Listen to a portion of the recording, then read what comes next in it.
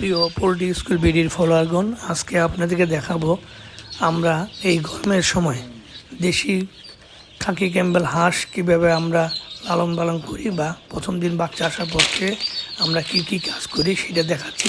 সাধারণত বাচ্চা আসার আগে আমরা যেহেতু গরম আমরা বুড়া রেডি করে রাখবো, সেই ক্ষেত্রে আমরা পলিথিন বিছিয়ে তার উপরে ছালার চট অথবা পেপার দিয়ে রাখতে পারি বা ছালার চট দিয়ে রাখতে পারি। দেওয়ার পরে আমরা যখন বাচ্চা আসবে আমরা বাচ্চাগুলো রিসিভ করব এবং এই সময় সাধারণত কোনো বুটার দরকার পড়ে না, কারণ টেম্পারেচার অনেক বেশি থাকে।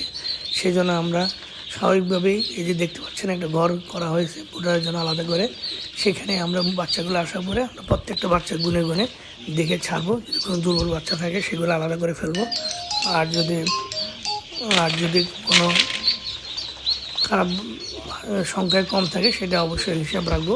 হিসাব রাখা খুব জরুরি যে আমরা কতগুলো বাচ্চা ছাড়লাম এবং কতগুলো বাচ্চা আমরা পেলাম। এরপরে আমরা এই হাঁসের বাচ্চাগুলোকে প্রথম দিন নিজের তৈরি খাবার তৈরি করে দিতে পারি। সেই ক্ষেত্রে ভুট্টা, সয়াবিন, তারপর ঝিনুকের গুঁড়া, তারপরে প্রোটিন মিল মিশিয়ে আমরা একটা খাবার তৈরি করে দিতে পারি। অথবা আমরা যদি কিনে খাওয়াই তাহলে ডাকের খাবার, স্টার্টার খাবার খাওয়াতে পারি। তাও যদি না পারি তাহলে ব্রয়লার স্টার্টার বা সোনালি স্টার্টার দিয়ে আমরা শুরু করতে পারি। এভাবে আমরা বাচ্চাগুলো গুনে রাখবো এবং প্রথম দিন তাদের খাবার পানি দিব।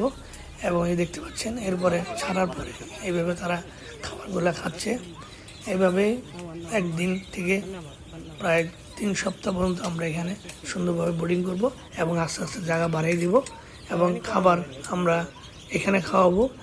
আমরা 10-12 দিন পর থেকে যদি সম্ভব হয় আমরা পুকুরে ছাড়তে পারি। পুকুরে ছাড়লে পুকুরে থেকে তারা ঘোরাফেরা করে আসবে এবং আমরা এখানে শেডের ভিতরে খাবার দিব। এভাবে আমরা হাঁসের বাচ্চা গ্রামীণ পর্যায়ে আমরা লালন পালন শুরু করতে পারি। তো আপনাদের কোনো প্রশ্ন থাকলেও আমাদের জানেন, আমরা উত্তর দেওয়ার চেষ্টা করি। সবাইকে ধন্যবাদ।